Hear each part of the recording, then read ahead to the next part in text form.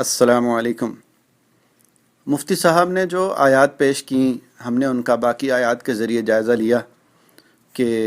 جو وہ پوائنٹ بتانا چاہ رہے تھے کہ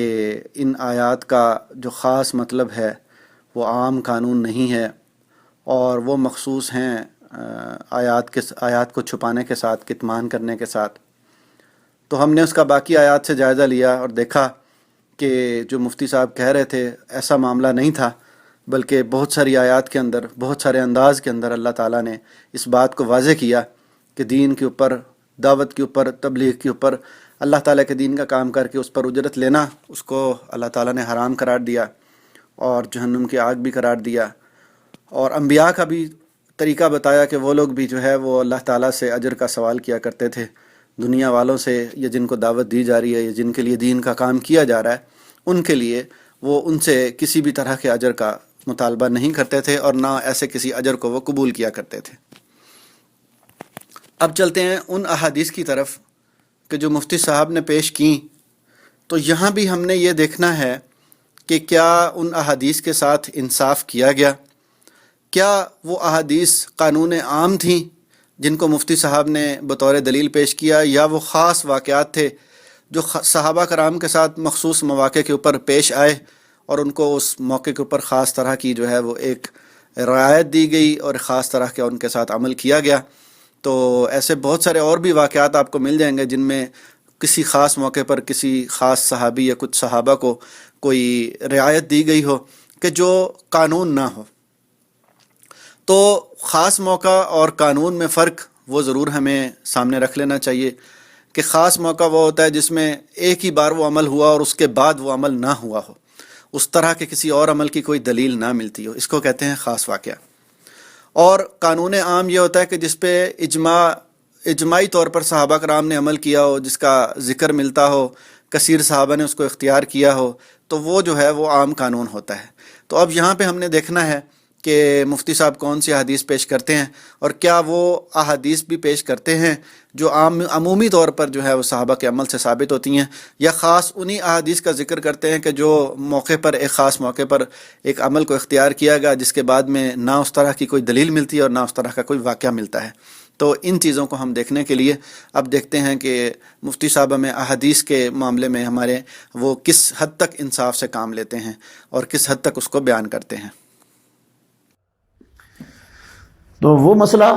قرآن مجید کی تعلیم پر اجرت لینا، جمعہ پڑھا کے اجرت لینا، نمازیں پڑھا کے اجرت لینا، کتاب و سنت کی تعلیم دے کے اجرت لینا، وہ تو نہایت ہی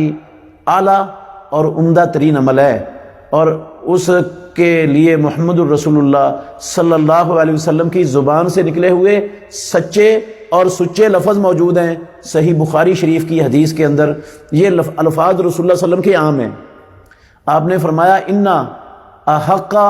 ما اخذتم علیہ اجرا کتاب اللہ، سب سے زیادہ حق چیز جس پر تم اجرت لے سکتے ہو وہ اللہ رب العالمین کی کتاب ہے۔ اللہ کی کتاب پڑھا کر، اس کی تعلیم دے کر، اس کو لوگوں سے سنا کر، اللہ کی کتاب کو لوگوں تک پہنچا کر، لوگوں کی تربیت کر کے ان کو گمراہیوں سے، ضلالتوں سے، شرک و بدعت سے، خرافات سے بچا کر صراط مستقیم پر چلا کر جو تم اجرت لیتے ہو، یہ سب سے زیادہ حق چیز ہے کہ تم اس پر اجرت لو۔ یہ تو نہایت عمدہ چیز ہے، نہایت اچھی چیز ہے اجرت جس پر لی جا سکتی ہے۔ اب آئیے ذرا مفتی صاحب کی احادیث کے اوپر جو انہوں نے دیکھی ہے، یہاں پہ بھی کوئی کتمان کیا ہے یا نہیں کیا، اس کا بھی جائزہ لے لیتے ہیں۔ سب سے پہلے جو انہوں نے حدیث پیش کی صحیح بخاری کی،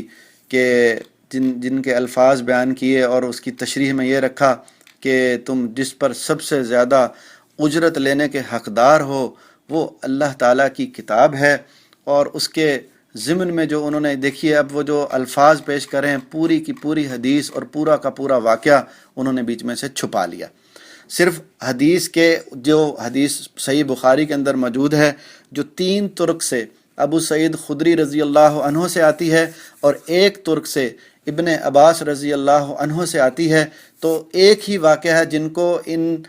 دونوں صحابہ نے بیان کیا۔ 3 احادیث بخاری کے اندر ابو سعید خدری اور ایک حدیث ابن عباس رضی اللہ عنہم ان سے آتی ہے، تو ان کے دیکھیے کہ یہ فرماتے ہیں کہ قرآن کی تعلیم اس کی جو ہے اس پر اس کی تعلیم دے کر اور اس پر لوگوں کو سکھا کر دین سکھا کر، اور یہ کتنی تعریفوں کے ساتھ کہہ رہے ہیں کہ اس کا جو ہے اللہ کے نبی صلی اللہ علیہ وسلم نے اس کے متعلق فرمایا کہ یہ سب سے بہترین اجر ہے۔ تو ذرا غور کیجئے کہ جس حدیث کو یہ دلیل بنا رہے ہیں اس حدیث کا واقعہ کیا موجود ہے۔ اس کے اندر یہ واقعہ موجود ہے وہ دراصل یہ ہے کہ صحیح بخاری کی روایت کے اندر کہ اللہ کے نبی صلی اللہ علیہ وسلم کے کچھ صحابہ ایک ایسی جگہ پر پہنچے کہ جہاں پر جو ہے وہ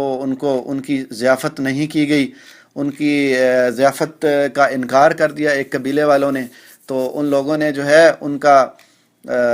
ضیافت کا انکار کیا، تو انہوں نے اتفاق سے ان کے سردار کو کسی سانپ یا بچھو نے کاٹ لیا۔ تو اب ان میں سے ایک بندہ آیا کہ اس نے کہا کہ تم لوگوں کے پاس کوئی اس کا علاج ہے؟ تو ایک صحابی نے فرمایا کہ ہاں میرے پاس علاج ہے۔ تو انہوں نے پوچھا کہ آپ جو ہے ہمارا وہ سردار کا علاج کر دیں۔ تو ان صحابی نے کہا کہ میں اس وقت تک علاج نہیں کروں گا جب تک آپ میرے سے طے نہیں کریں گے کہ آپ مجھے اس کے بدلے میں کیا دیں گے، کیونکہ تم لوگ وہ ہو جنہوں نے ہماری ضیافت نہیں کی۔ یہ بات آپ کو مفتی صاحب نے نہیں بتائی حدیث کی کہ وہ اپنی ضیافت کو وصول کرنے کے لیے انہوں نے ان سے مطالبہ کیا، اور وہ کوئی مومنین نہیں تھے، وہ لوگ مشرکین تھے، وہ مسلمانوں کے وہ ایمان والے نہیں تھے، صحابہ نہیں تھے، وہ جن کے ساتھ جن کے سردار کو بچھو نے کاٹا یا سانپ نے کاٹا۔ حالانکہ جب انہوں نے یہ معاملہ کر لیا، انہوں نے ان سے اپنا حق ضیافت کے بدلے جو انہوں نے ان کا حق مار لیا تھا اس کے بدلے لے لی، وہ بکریوں کے اوپر جب یہ انہوں نے طے کر لی، تو اس کے بعد فرماتے ہیں صحابہ کا قول سنیے، لا تاخذوہ حتی نسأل النبی صلی اللہ علیہ وسلم، ہم اس کو اس وقت تک نہیں لیں گے جب تک اللہ کے نبی صلی اللہ علیہ وآلہ وسلم سے اس کے متعلق پوچھ نہ لیں۔ اور انہوں نے اس کے متعلق یہ بھی فرمایا کہ اس پر انہوں نے کراہت فقرہ ذالک، پس انہوں نے کراہت کی اس کے اوپر۔ تو دیکھیے وہ جو انہوں نے دم کر کے سورۃ فاتحہ سے دم کر کے جو انہوں نے اپنی وہ بکریوں کا سودا کیا تھا اس پر انہوں نے کراہت کا اظہار کیا اور کہا کہ ہم اللہ کے نبی صلی اللہ علیہ وسلم سے جب تک پوچھ نہ لیں اس وقت تک ہم اس کو استعمال نہیں کریں گے، یہ ہم نہیں لیں گے۔ تو دیکھیے یہ دونوں چیزیں بتا رہی ہیں کہ یہ جو ہے وہ ایک کوئی بہت زیادہ پسندیدہ چیز ان کو نہیں لگ رہی تھی، ان کو اس میں کراہت محسوس ہو رہی تھی۔ کیوں؟ کیونکہ انہوں نے سورۃ فاتحہ سے دم کیا تھا۔ تو مفتی صاحب اس سے یہ ثابت کریں اس حدیث سے کہ جو ہے قرآن کی تعلیم اور اس کے اوپر جو سب سے بہترین اجرت ہے، جبکہ یہاں پر قرآن کی تعلیم تو بھائیو دی نہیں گئی، یہاں پر تو علاج کیا گیا۔ اگر اس سے زیادہ ثابت ہوتا تو صرف یہ ایک مشرک کا سورۃ فاتحہ کے دم کے ذریعے علاج کرنا ثابت ہوتا، اور وہ بھی ایسی حالت میں جب حالت اضطراری ہو، جب آپ کسی ایسی جگہ پر گئے ہوں صحرا میں، جب آپ کی ضیافت نہ کی جا رہی ہو، نہ کی گئی ہو، آپ کا حق جو ہے وہ مار لیا گیا ہو، تو اپنا حق لینے کے لیے اگر اللہ تعالیٰ نے آپ کو سبب دے دیا تو اس کو انہوں نے دیکھیے کہ کیسے انہوں نے جو ہے نا انہوں نے دیکھیے کہ حدیث کا سارا واقعہ بھی غائب کر دیا، اور پوری صورتحال جو کہ ایک استثنائی صورتحال تھی اس کو بھی غائب کر دیا، اور اس کا حدیث کا صرف آخری حصہ پیش کر دیا کہ تم جس پر سب سے زیادہ اجر لینے کے ان حق ما اخذتم علیہ اجرا کتاب اللہ، تم جس پر سب سے زیادہ اجر لینے کے حقدار وہ اللہ کی کتاب ہے۔ تو دیکھیے حالانکہ واقعہ کے اعتبار سے اگر دیکھا جائے اور باقی حدیث کے اعتبار سے دیکھا جائے تو پھر یہ اس کے الفاظ تو یہ اس سے تو آخرت کا اجر مراد لگتا ہے سیاق و سباق کے حوالے سے، کیونکہ اس حدیث کے بعد کسی بھی صحابی کا دکھا دیں کہ جنہوں نے اللہ تعالیٰ کی کتاب کے اوپر اجرت لی ہو، کسی صحابی کو اللہ کی کتاب کی تعلیم کے اوپر جو ہے وہ بنا دیا گیا ہو، امام بنا دیا گیا ہو، اس کو اجرت دے دی گئی ہو، یا صحابہ نے کہا ہو کہ جی آ جاؤ، اللہ کے رسول نے چونکا فرمایا اس پر سب سے زیادہ جو ہے وہ اجرت، سب سے بہترین چیز اللہ تعالیٰ کی کتاب ہے، تو صحابہ نے باقی سارے کام چھوڑ دیے ہوں، انہوں نے تجارتیں چھوڑ دی ہوں، انہوں نے محنت مزدوریاں کرنی چھوڑ دی ہوں، اور انہوں نے کہا ہو کہ جی اللہ کی کتاب کے اوپر جو ہے وہ سب سے بہترین اجر ہے، تو اس کے اوپر آ جائیے، باقی سب کو چھوڑ دیجئے۔ جبکہ آپ کو ایسا معاملہ آپ کو بالکل نہیں ملتا، بلکہ میں آپ کو وہ حدیثیں اور سناتا ہوں جو مفتی صاحب نے چھپا دی ہیں، ان احادیث کا بھی میں آپ کے سامنے بتاتا چلوں کہ ان کو بھی ذرا پڑھ لیجئے، ان سے بھی ذرا دیکھ لیجئے کہ کیا اس حدیث سے کیا یہی ثابت ہوتا ہے، کیا یہ قانون عام ہے، کیا صحابہ کرام نے اس کو ایسے ہی لیا تھا؟ اس پر ذرا غور کر لیں۔ یہ حدیث ہے صحیح ابن حبان کتاب العلم، ذکر وصف العلم الذي يتوقع دخول النار في قیامہ لمن طلبہ۔ ابو ہریرہ رضی اللہ عنہ سے روایت ہے کہ نبی صلی اللہ علیہ وسلم نے فرمایا کہ جس شخص نے وہ علم کہ جس سے اللہ تبارک و تعالیٰ کی خوشنودی حاصل کی جاتی ہے اس لیے سیکھا کہ اس کے ذریعے اسے دنیا کا کچھ مال و متاع مل جائے تو ایسا شخص جنت کی خوشبو کو بھی نہیں پا سکے گا قیامت کے دن۔ بخاری کتاب البیوع باب کسب الرجل وعمل بیدہ، یہ حدیث بخاری کے اندر موجود ہے۔ عروہ رضی اللہ عنہ سے روایت ہے، بیان کیا عائشہ رضی اللہ عنہا نے رسول اللہ صلی اللہ علیہ وسلم کے صحابہ اپنے لیے مزدوری کیا کرتے تھے اور یعنی زیادہ محنت و مشقت کی وجہ سے ان کے جسم سے پسینے کی بو آتی تھی، اس لیے ان سے کہا گیا کہ کاش تم غسل کر لیا کرتے۔ تو دیکھیے صحابہ کرام اس حدیث کے اندر فرمایا کہ وہ معاش کے لیے کھانے پینے کے لیے محنت مزدوری کیا کرتے تھے جس سے ان کے جسم سے پسینے کی بو آتی تھی۔ تو دیکھیے کہ صحابہ کرام کا عمل کیا ہے، اس کو بھی مفتی صاحب نے جو ہے وہ چھپا لیا، اس حدیث کو بھی۔ مسلم کتاب الامارہ باب ثبوت الجنہ للشہید، یہ باب ہے، اس حدیث کو بھی پڑھ لیجئے۔ انس رضی اللہ عنہ بیان کرتے ہیں کہ کچھ لوگ نبی صلی اللہ علیہ وسلم کے پاس حاضر ہوئے اور کہا کہ ہمارے ساتھ چند آدمی کر دیجئے جو ہمیں قرآن و سنت سکھلائیں۔ آپ نے ان کے ساتھ 70 انصاریوں کو کر دیا جنہیں قراء کہتے تھے، ان میں سے میرے ماموں حرام رضی اللہ عنہ بھی تھے۔ یہ قرآن کریم پڑھا کرتے تھے اور رات کو قرآن کے درس و تدریس اور سیکھنے میں مصروف رہتے، یعنی قرآن کی تعلیم دیا کرتے تھے، اور دن میں پانی لا کر مسجد میں رکھتے اور جنگل سے لکڑیاں لا کر فروخت کر کے کھانا خرید کر اہل صفہ اور دیگر فقراء کو کھلایا کرتے تھے۔ تو دیکھیے یہ صحابہ کا عمل کہ وہ جو ہے وہ مسجد میں پانی بھی بھرا کرتے تھے، مسجد کی خدمت بھی کیا کرتے تھے اور قرآن کی درس و تدریس بھی کیا کرتے تھے، اور وہ جن کو قراء کہا جاتا تھا قرآن کی تعلیم بھی دیا کرتے تھے، اور وہ اپنے کھانا کھانے کے لیے اپنی روزی کے لیے جو ہے وہ لکڑیاں لا کر فروخت کر کے اور اس سے پھر جو ہے وہ کھانا کھایا اور کھلایا کرتے تھے۔ تو دیکھیے یہ صحابہ کرام کا عمل تھا۔ اور حدیثوں کا مطالعہ کیجیے جو مفتی صاحب نے چھپا لیں۔ مسند احمد جلد 5 صفحہ نمبر 444، جس حدیث کا جو حصہ ہے آخری حصہ یہ اقرأوا القرآن ولا تغلوا فیہ ولا تجفوا عنہ ولا تأکلوا بہ ولا تستکثروا بہ، قرآن پڑھو، اس میں غلو نہ کرو اور اس سے اعراض نہ کرو اور اس کو ذریعہ معاش نہ بناؤ اور نہ ہی اس سے بہت سے دنیاوی فوائد حاصل کرو۔ مفتی صاحب نے یہ حدیث بھی چھپا دی۔ باب اخذ الاجر علی تعزین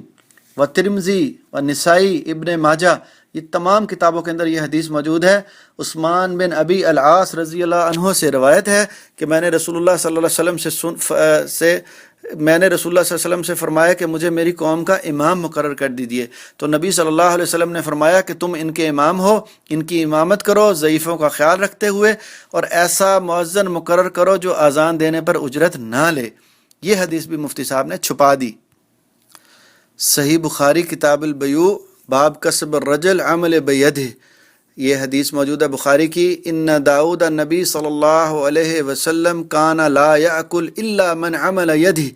کہ اللہ کے نبی داؤد علیہ السلام صرف اپنے ہاتھ سے کام کر کے روزی حاصل کرتے تھے۔ پھر مسلم کتاب الفضائل باب فضائل زکریا، اس حدیث کو بھی مفتی صاحب نے چھپا دیا کہ اللہ کے نبی صلی اللہ علیہ وسلم نے فرمایا زکریا علیہ السلام اپنی معاش بڑھئی کا کام کر کے حاصل کرتے تھے۔ فرمایا کان زکریا نجارن، زکریا علیہ السلام بڑھئی تھے۔ یہ بھی مفتی صاحب نے حدیث کو چھپا دیا۔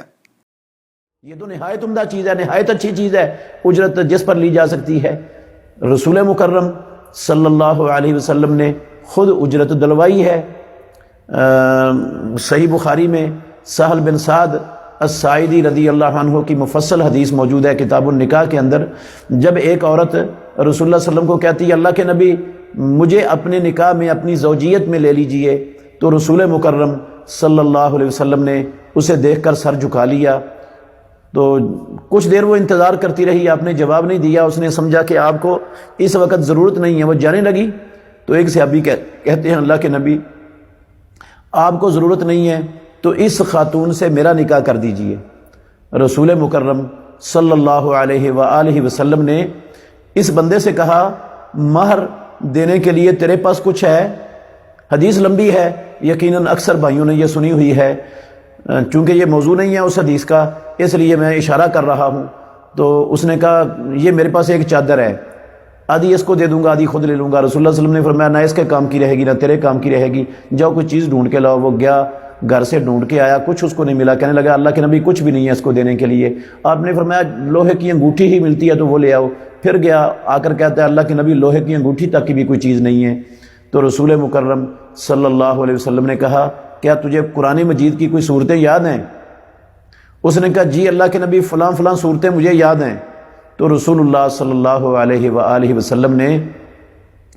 کہا وہ صورتیں اس کو یاد کروا دینا، اذهب فقد انکحتکھا بما معک من القرآن، یہ جو قرآن کی تعلیم پر اجرت ہے نا، یہ اسی مزدوری کے بدلے میں نے اس کا تیرے ساتھ نکاح کر دیا ہے۔ تو اللہ کے نبی نے تو خود اجرت دلوائی ہے، حق مہر دینا فرض ہے، یہ نکاح کا حصہ ہے، شرط ہے نکاح میں حق مہر، حکم دیا اللہ رب العالمین نے اس کے دینے کا۔ تو حق مہر، اور جس کے پاس کوئی چیز دینے کے لیے نہیں تھی اس جگہ پر، اس مال کی جگہ پر رسول اللہ صلی اللہ علیہ وسلم نے یہ قرآن مجید کی تعلیم کو اجرت بنا دیا، اور یہ اجرت دی ہے محمد رسول اللہ صلی اللہ علیہ وسلم نے۔ اور پھر اس کے علاوہ غور کریے، ابھی جو مفتی صاحب حدیث بیان فرما رہے ہیں سہل ابن سعد رضی اللہ عنہ سے، حدیث کے الفاظ دیکھیے کہ عربی کیا بول رہے ہیں اور ترجمہ کیا سنا رہے ہیں، اور پھر اس میں تحریف کیا کر رہے ہیں، اس پہ ذرا غور کریے۔ فرماتے ہیں اذهب، جا، فانکحتکھا، نکاح تیرا کر دیا اس سے، بما معک من القرآن، تحقیق پس تحقیق، فقد انکحتکھا، پس تحقیق نکاح کر دیا، بما معک من القرآن، جو تیرے پاس قرآن ہے، جو تیرے پاس قرآن ہے اس کے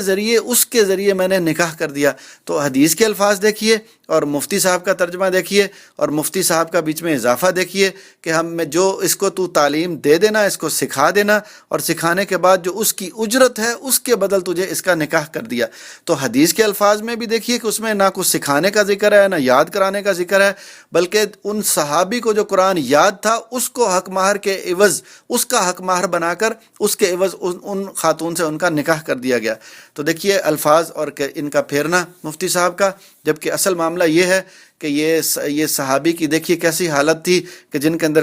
کے پاس کچھ دینے کے لیے نہیں تھا، لوہے کی انگوٹھی بھی نہیں تھی، تو اللہ کے نبی صلی اللہ علیہ وسلم نے ان کے ساتھ یہ خاص معاملہ کیا جو کہ قانون نہیں ہے۔ اس سے کبھی بھی ثابت نہیں ہوتا کہ اس سے جو ہے قرآن و سنت کی تعلیم کے اوپر اجرت کے لیے، دیکھیں کس کو دلیل بنا رہے ہیں، اس بات پہ غور کریے، اور وہ الفاظ بھی نہیں ہیں جو یہ نکال رہے ہیں، اس پہ بھی آپ غور کریے۔ اور آپ دوسری حدیث کے ذریعے بھی اس حدیث کے حوالے کو آپ سمجھ سکتے ہیں، اس حدیث کو کہ دیکھیے دوسری حدیث میں آتا ہے نسائی کتاب النکاح، باب التزویج علی الاسلام۔ انس رضی اللہ عنہ فرماتے ہیں کہ ابو طلحہ رضی اللہ عنہ نے ام سلیم رضی اللہ عنہ سے نکاح کیا، ان کے درمیان ابو طلحہ رضی اللہ عنہ کا اسلام لانا مہر قرار پایا۔ ام سلیم رضی اللہ عنہ ابو طلحہ رضی اللہ عنہ سے پہلے اسلام لے آئی تھی۔ جب ابو طلحہ رضی اللہ عنہ نے ان کو نکاح کا پیغام دیا تو انہوں نے جواب دیا کہ میں مسلمان ہو چکی ہوں، اگر تم اسلام قبول کر لو تو میں تم سے نکاح کر لوں گی۔ پس ابو طلحہ رضی اللہ عنہ نے اسلام قبول کر لیا، یہی ان کا مہر قرار پایا۔ تو دیکھیے یہاں پر تو نہ سکھانے کی بات ہے نہ سمجھانے کی بات ہے، بلکہ جو ان کا اسلام لانا ہے اس عمل کو، اس بات کا جو ہے وہ حق مہر کے لیے اس کو استعمال کر لیا گیا۔ تو یہ دیکھیے کہ اس کو حق مہر کے جو ہے وہ عورت کی طرف سے ایک حق مہر کے انداز میں اس کو بیان کیا جا رہا ہے، اور اس میں دیکھیے نہ تو تعلیم کا کوئی ذکر ہے نہ اس کی قرآن و سنت کی کسی تعلیم کا ذکر ہے۔ کس حدیث کو کس کے اندر فٹ کر کے مفتی صاحب جو ہیں، اور جو باقی حدیث آپ کے سامنے پیش کی گئیں ان سب کو چھپا کر تو مفتی صاحب نے جو ہے اس حدیث سے قرآن کی تعلیم کے اوپر اجرت کو ثابت کر لیا۔ ذرا غور کریں اس بات پہ۔ اور پھر اس کے علاوہ ابو بکر صدیق رضی اللہ تعالیٰ عنہ جب خلیفہ بنے ہیں تو انہوں نے جو خطبہ دیا ہے خلافت کے ملنے کے بعد، اس خطبے کے اندر یہ لفظ موجود ہیں، تاریخ کی کتابوں میں، سیرت کی کتابوں میں آپ کو یہ لفظ ضرور مل جائیں گے۔ انہوں نے کہا کہ لوگوں، پہلے ابو بکر اور ابو بکر کے گھر والے، ابو بکر کماتا تھا، خود بھی کھاتا تھا اور اپنے گھر والوں کو بھی کھلاتا تھا۔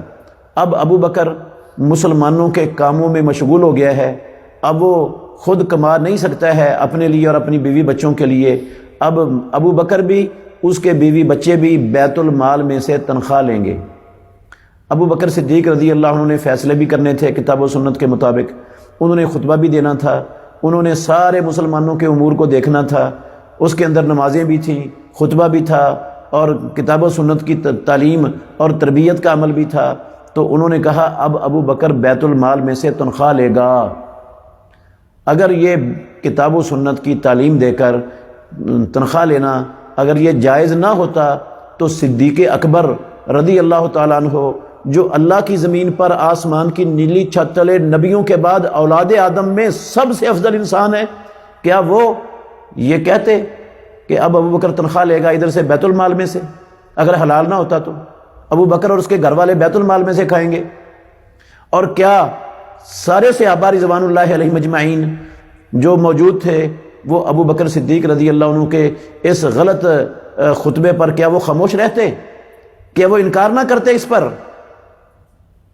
یقینی بات ہے، ہمارا ایمان ہے، اگر یہ چیز حرام ہوتی تو ابو بکر صدیق رضی اللہ عنہ کبھی بھی اس کو لینے کا اعلان نہ کرتے، اور اگر ان سے غلطی ہو بھی گئی تھی تو باقی صحابہ کبھی اس پر خاموشی اختیار نہ کرتے، وہ یقیناً اس سے ابو بکر صدیق کو آگاہ کرتے اور کہتے کہ آپ کا یہ عمل درست نہیں ہے، اللہ اور اللہ کے رسول کے فرمان کے خلاف ہے۔ تو اس کے علاوہ کتاب و سنت میں سرے سے کوئی دلیل ایسی ہے ہی نہیں ہے جس دلیل سے کتاب و سنت۔ دیکھیے اب ایک اور کتمان کیا انہوں نے، ابو بکر صدیق رضی اللہ عنہ کے اوپر کتنا بڑا الزام لگا دیا کہ وہ جو ہے وہ ابھی جو ہے وہ حکومتی امور سنبھالیں گے اور ابو بکر صدیق رضی اللہ عنہ کے گھر والے جو ہیں وہ بیت المال سے کھائیں گے۔ اور چونکہ اب دیکھیے بات کو گھماتے کیسے ہیں یہ مفتی صاحب، کہ انہوں نے قرآن کے فیصلے بھی کرنے تھے، انہوں نے تعلیم بھی دینی تھی، انہوں نے جماعت بھی کرانی تھی، تو دیکھیں کیسے زبردستی کر کے اپنی مقصد کی بات کو انہوں نے حدیث میں سے نکال لیا، جبکہ یہ حدیث اب کہہ رہے ہیں کہ وہ تاریخ کی کتابوں میں آپ کو یہ بات مل جائے گی، جبکہ آپ کو میں صحیح بخاری کتاب البیوع باب کسب الرجل وعملہ بیدی میں یہ حوالہ ہے، اس میں دیکھیں عائشہ رضی اللہ عنہ بیان کیا کہ جب ابو بکر صدیق رضی اللہ عنہ خلیفہ بنائے گئے تو انہوں نے کہا کہ میری قوم جانتی ہے کہ میرا کاروبار میرے گھر والوں کی کفالت کے لیے ناکافی نہیں تھا، لیکن اب میں مسلمانوں کے کام میں مشغول ہو گیا ہوں، اس لیے ابو بکر کے گھر والے بیت المال سے کھائیں گے، اور وہ یعنی ابو بکر رضی اللہ عنہ مسلمانوں کا مال تجارت سے بڑھاتا رہے گا۔ غور کریے کہ کہاں کتمان کیا، کتنے اہم پوائنٹ کو چھپا لیا انہوں نے مفتی صاحب نے۔ ابو بکر صدیق رضی اللہ عنہ فرماتے ہیں کہ جو میں تجارت کیا کرتا تھا وہ میرے گھر والوں کی کفالت کے لیے کافی تھی، اس کے لیے پوری ہو جاتی تھی، لیکن چونکہ اب میں مسلمانوں کا امیر بن گیا ہوں تو اب میں کیا کروں گا کہ میرے گھر والے بیت المال سے کھائیں گے اور میں مسلمانوں کا مال تجارت سے بڑھاؤں گا۔ دیکھیے ابو بکر صدیق رضی اللہ عنہ پہلے اپنے ذاتی مال سے تجارت کرتے تھے، ان سے جتنا منافع آتا تھا اس منافع یعنی وہ جو ان کے گھر والوں کی کفالت کے لیے کافی تھا، تو انہوں نے فرمایا کہ اب میں مسلمانوں کے مال سے تجارت کروں گا اور پھر میرے گھر والے اتنا ہی کھائیں گے جتنا، یعنی انہوں نے الٹا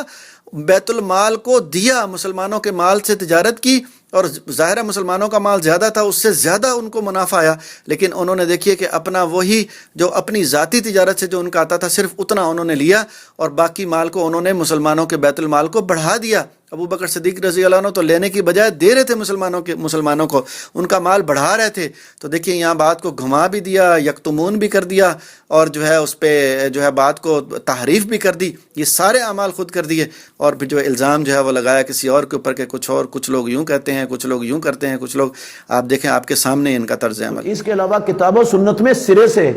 کوئی دلیل ایسی ہے ہی نہیں ہے جس دلیل سے کتاب و سنت کی تعلیم پر، خطبے کی تعلیم پر، نمازیں پڑھانے کی تعلیم پر، دین کی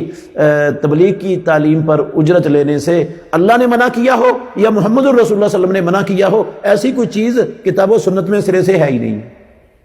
بعض لوگ ایک روایت پیش کرتے ہیں سنن ابو داود کے حوالے سے، تیر کمان تحفہ ملا تھا ابی بن کعب کو یا کسی اور صحابی کو، تو اس میں جو ہے نا رسول اللہ صلی اللہ علیہ وسلم نے فرمایا اگر آپ کو پسند ہے آگ کی کمان تو پھر لے لو، یہ حدیث سندن ضعیف ہے۔ البانی صاحب رحمۃ اللہ علیہ انہوں نے اس کو صحیح قرار دیا ہے، لیکن البانی صاحب رحمۃ اللہ علیہ کا فیصلہ درست نہیں ہے، کیونکہ اس کی سند میں اضطراب ہے، اور اس کی سند میں ایک راوی بھی مجہول ہے، اور اس کی مطابق میں جو روایت پیش کی جاتی ہے اس میں بقیہ بن ولید راوی ہے، وہ بھی ضعیف ہے۔ نہ یہ روایت ٹھیک ہے، نہ اس کی مطابق میں پیش کی جانے والی روایت ٹھیک ہے، اور اس کی سند میں اضطراب بھی ہے، تو یہ کئی علتوں کی بنا پر یہ روایت تو پایہ ثبوت کو پہنچتی نہیں ہے، اس کو دلیل بھی نہیں بنایا جا سکتا۔ امام ابن حزم رحمۃ اللہ علیہ نے محلہ ابن حزم کے اندر لکھا ہے کہ ایسی کوئی روایت سنت کے ذخیرے میں صحیح سند سے ثابت ہی نہیں ہے جو کتاب اللہ کی اور دین کی تعلیم اور تبلیغ پر اجرت لینے سے روکنے والی ہو۔ ایسی کوئی روایت اس معنی اور مفہوم کی کوئی روایت صحیح سند سے حدیث کے ذخیرے میں موجود ہی نہیں ہے۔ تو اس لیے میری نصیحت ہے ان مسلمانوں سے جو لوگوں کو گمراہ کرتے ہیں، کتاب و سنت کی تعلیم سے روکنا چاہتے ہیں اور اس کی اہمیت کو کم کرنا چاہتے ہیں، اور کتاب اللہ کی تحریف کر کے باطل تعویل کر کے وہ اللہ کے دین کی دشمنی جو ہے نا وہ ایک طرح سے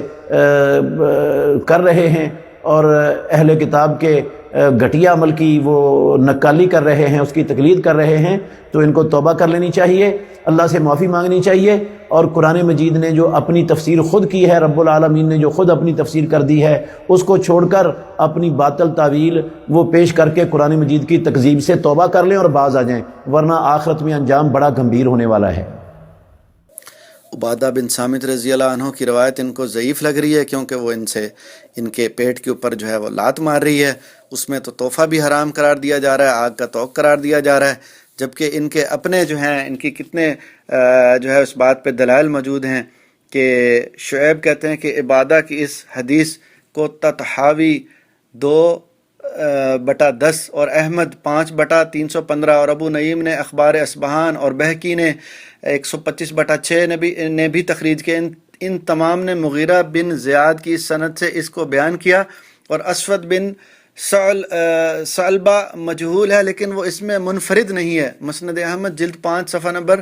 324 اور ابو داؤد حدیث نمبر 3417 میں 2 طریقوں سے اس کو روایت کیا ہے، یعنی حدیث کا دوسرا ترک، اور اس کو حاکم نے جلد 3 صفحہ نمبر 356 پر صحیح کہا ہے، اور ذہبی نے اس کی موافقت کی ہے۔